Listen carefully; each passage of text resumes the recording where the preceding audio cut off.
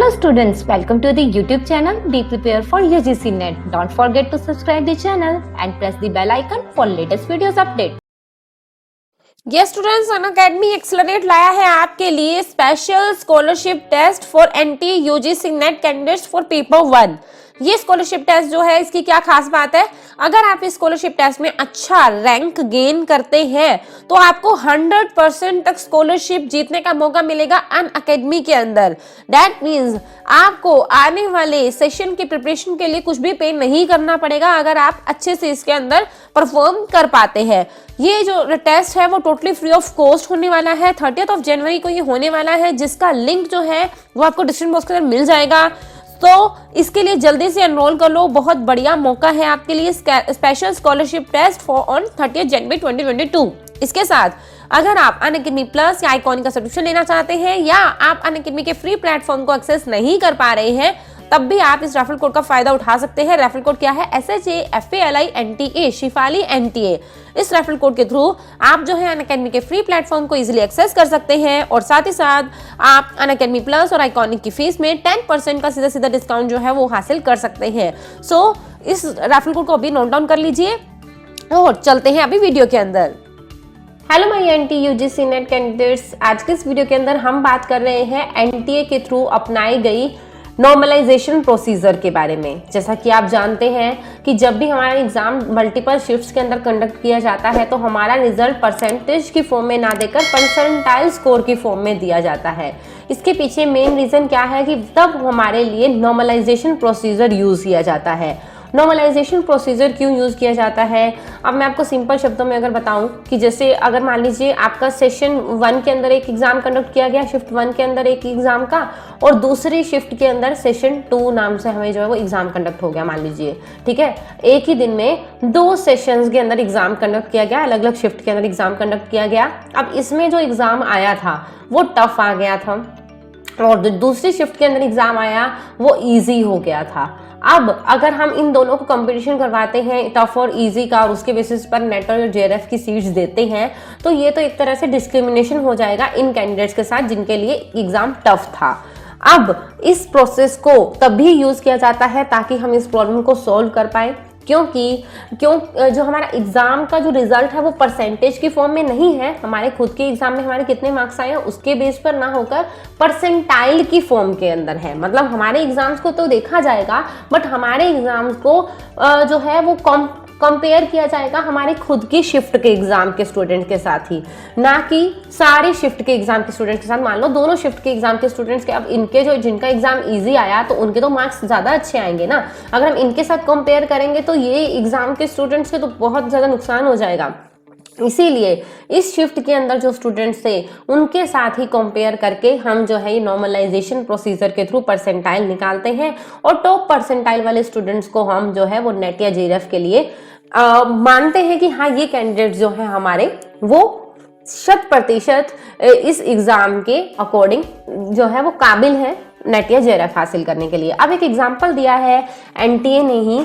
देखिए मान लीजिए 4 सेशंस के अंदर एक एग्जाम कंडक्ट हुआ। डे 1 के अंदर शिफ्ट 1 शिफ्ट 2 लगाया गया, डे 2 के अंदर शिफ्ट 1 शिफ्ट 2 के अंदर एग्जाम्स कंडक्ट हुआ। अब एब्सेंट कैंडिडेट्स को तो यहाँ पर बिल्कुल जो है इग्नोर कर दिया जाता है क्योंकि वो एग्जाम में थे ही नहीं, तो उनके मार्क्स उनको नहीं देखा जाता।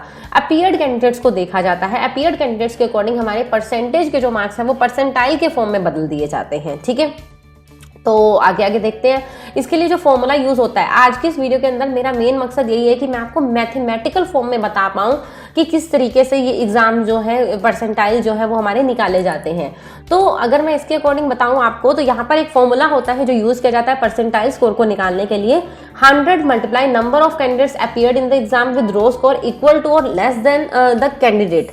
जिस कैंडिडेट का हम जो है वो मार्क्स निकाल रहे हैं उसके मार्क्स मान लीजिए हमारे आ गए हैं टोटल हमारा जो है वो 300 मार्क्स का पेपर रहता है। 300 में से मान लीजिए उसके 200 मार्क्स आ गए हैं, ठीक है। तो 200 मार्क्स वाले कितने कैंडिडेट्स जिसके 200 मार्क्स हैं और कितने कैंडिडेट जिसके 200 से भी कम मार्क्स हैं, उतने नंबर ऑफ कैंडिडेट्स मान लीजिए 15,000 कैंडिडेट्स ऐसे हैं जिनके इस तरीके से मार्क्स आए हैं, उसको हम रख देंगे ऊपर, और नीचे रखा जाएगा total number of candidates appeared in the session. Total number of candidates कितने हैं जो सेशन के अंदर अपीयर हुए हैं। टोटल नंबर ऑफ कैंडिडेट्स हमारे मान लीजिए पूरे 2 लाख स्टूडेंट्स जो हैं वो अपीयर हुए थे। 2 लाख तो वैसे बहुत ज्यादा हो गया, 20,000 जो है कैंडिडेट्स मान लीजिए अपीयर हुए थे हमारे टोटल मार्क्स, टोटल उस एग्जाम के लिए। तो उस टाइम पर क्या किया जाता है, उस टाइम पर हमारा जो है नॉर्मलाइजेशन का इस तरीके से फॉर्मूला यूज करके उसकी परसेंटाइल निकाल दी जाती है। परसेंटेज के फॉर्म में अब रिजल्ट नहीं निकलेगा, अब उस पर्सन की परसेंटाइल आ गई कि कितने कैंडिडेट्स उससे नीचे बिलोंग करते हैं, मतलब कितने कैंडिडेट्स ऐसे हैं जिसके मार्क्स उसके मार्क्स से कम आए हैं या उसके बराबर भी आए हैं। तो उन कैंडिडेट्स को हम जो है यहाँ पर जो है कंसीडर करते हैं। और कितने परसेंटेज यहाँ पर बनता है, इसके अकॉर्डिंग अगर हम देखें इस एग्जांपल के अकॉर्डिंग तो 75 परसेंटाइल निकल कर आ रहा है। 75 परसेंटाइल मतलब 75% स्टूडेंट्स हैं जो उससे नीचे मार्क्स लेकर आए हैं अभी, ठीक है, उसके मार्क्स से कम मार्क्स लेकर आए हैं। तो इस तरीके से इस फॉर्मूला को यूज करके हम जो है निकालते हैं। आगे आगे देखो, थोड़ा सा एक क्लियर करने की आंटी ने भी कोशिश की है, ज्यादा नहीं क्लियर करवाऊंगी क्योंकि ज्यादा सारे स्टूडेंट्स को प्रॉब्लम हो जाएगी, फिर इंफॉर्मेशन का भंडार हो जाता है जैसे हम कहें।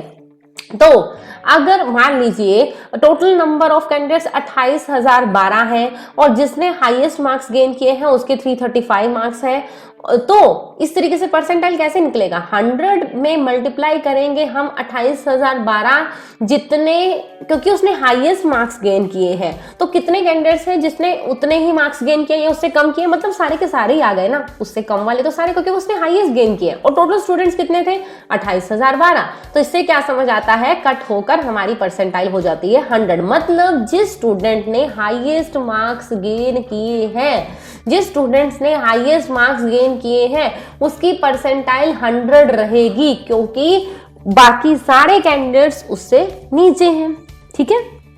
इस तरीके से यहाँ पर सबका एग्जाम्पल दे रखा है अलग अलग से। मान लीजिए 324,541 स्टूडेंट्स को अपीयर किया, 346 हाईएस्ट थे, तो 100 परसेंटाइल कैसे निकलेगी, 100 निकल आएगी। इसी तरीके से ये सारी इंफॉर्मेशन आपको डिफरेंट तरीके से दे रखी है। अगर आपके मार्क्स जो है वो 331 है, हाईएस्ट नहीं है, 331 है, तो परसेंटाइल आपकी कितनी बन जाएगी, यहाँ पर आपको 331, ओके 41326 कैंडिडेट्स ही हैं आपके लिए, तो यहाँ पर 100 परसेंटाइल बन जाएगी। अगर आपके मार्क्स 121 है तो आपकी परसेंटाइल 90.1222 समथिंग। अब ये इतना बड़ा नंबर क्यों है, क्योंकि यहाँ पर रूल है एनटीए का या नॉर्मलाइजेशन प्रोसीजर का कि 7 पॉइंट्स तक कंसीडर किए जाते हैं, पीछे 7 पॉइंट्स तक, ठीक है। तो उसके अकॉर्डिंग हम जो है वो ऑफकोर्स पोजीशन सेट आउट करते हैं कि किसने कितना अच्छा गेन किया है मार्क्स। तो इस तरीके से हमारी प्रोसेस के थ्रू परसेंटाइल निकाला जाता है। मैंने आपको प्रॉपर बहुत इजी तरीके से निकालने की जो है कोशिश की है। इजी तरीके से आप किस तरीके से परसेंटाइल निकाल सकते हैं, ये जेई मेंस के अकॉर्डिंग निकाली गई है। तो यहाँ पर आप देख पा रहे हो 199 आई मैथ्स के अंदर, फिजिक्स के अंदर 99.97, 95, इस तरीके से जो है वो हमारा इंफॉर्मेशन निकल कर आती है। हमारे जो परसेंटाइल है वो इस तरीके से निकल कर आते हैं। फिर हमारे जो परसेंटाइल के बेस पर हमारी अलग अलग सेशंस के अंदर परसेंटाइल के बेस पर हमें जो है वो अवार्ड दे दिया जाता है नेट या जेआरएफ का। दैट मीन्स हमें अपने ही कैंडिडेट्स के साथ कम्पीट करना पड़ा है। यहाँ पर हमें जो यहाँ पर अलग अलग देखिए आपके जो खुद के जो सेशन के अंदर कैंडिडेट्स अपीयर्ड थे 2085 413261 41326 टोटल थे। आप 20,851 पे जो है वो वहाँ पर स्टे करते हो, तो आपको अपने ही शिफ्ट के कैंडिडेट्स के साथ कम्पीट करना पड़ता है इस प्रोसेस के अंदर, ना कि सारे शिफ्ट के अंदर। क्योंकि अगर किसी स्टूडेंट्स का पेपर ईजी रहा हो तो उसके साथ जो है कम्पीट करना वो आपके लिए डिस्क्रिमिनेशन हो जाएगा अगर आप इस पेपर के अंदर एग्जाम्स दे रहे थे, इस सेशन के अंदर एग्जाम दे रहे थे। तो मे भी आप अच्छे से समझ गए होंगे। मैंने आपको पूरा का पूरा मैथमेटिकल फॉर्म में समझाने की कोशिश की है कि परसेंटाइल स्कोर किस तरीके से निकाला जाता है और क्यों निकाला जाता है, कैसे निकाला जाता है। सिंपल आसान शब्दों में अगर जानना चाहते हो तो उसके लिए एक और वीडियो मैंने दी है बहुत ही आसान शब्दों में, जहां पर मैंने मैथमेटिक्स की तरफ नहीं गई हूं। मैं सिंपली नॉर्मलाइजेशन प्रोसीजर होता क्या है, कैसे एक जीरो से शुरू किया है मैंने आपको बताना, तो उस वीडियो को आप जरूर देख सकते हैं। उसका लिंक जो है आपको डिस्क्रिप्शन बॉक्स में मिल जाएगा, so check out the description box. Okay students, तो होप्स आपको वीडियो पसंद आई होगी। वीडियो पसंद है तो लाइक जरूर कीजिएगा, अपने फ्रेंड्स के साथ शेयर कीजिएगा ताकि उनको भी ये इन्फॉर्मेटिव जो न्यूज़ जो प्रोडक्ट मैंने यहाँ पर आपको प्रोवाइड किया है वो भी उनको मिल सके। और चैनल को सब्सक्राइब करना बिल्कुल मत भूलना, बेल आइकन को प्रेस कर देना ताकि लेटेस्ट वीडियोस अपडेट आपको मिलते रहे। Okay students, bye bye, take care, have a nice day.